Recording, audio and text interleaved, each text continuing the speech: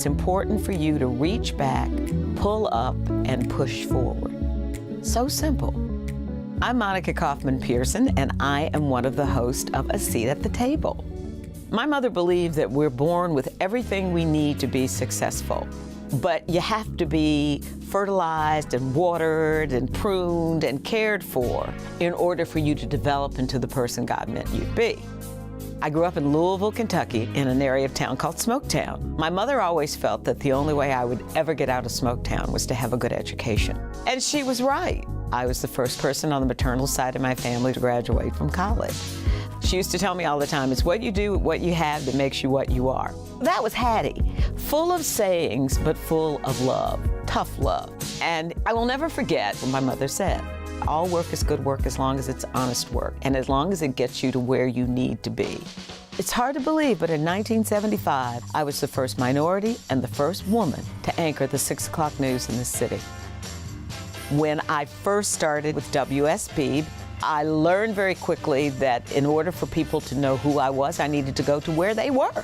So I did a lot of public appearances. Wherever people would invite me, I would go, all across the state.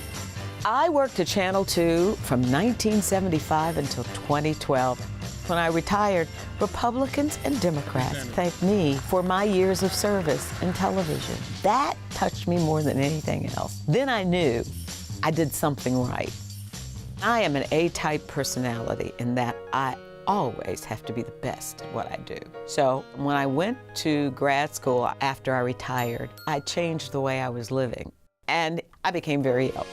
I am now loving me the way I loved others. I figure God said, okay, I gave you the breast cancer, I gave you the liver cancer. Now number 3 is a strikeout, so I'm behaving myself.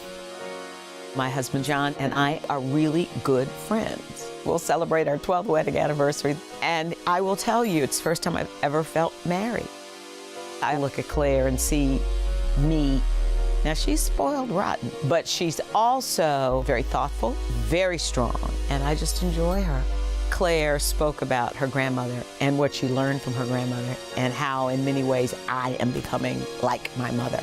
Before my mother died, she said, you know, I've lived 93 years. I'm ready to go home to Jesus. This is the way it's going to be. And that's the way she raised me. I am trying to place the emphasis on my radio show and on A Seat at the Table. Radio allows me to use the range of who I am. I can laugh, tell stories, and that's why A Seat at the Table works. It's visual, but it's the radio me. Now you don't have to guess what's on my mind.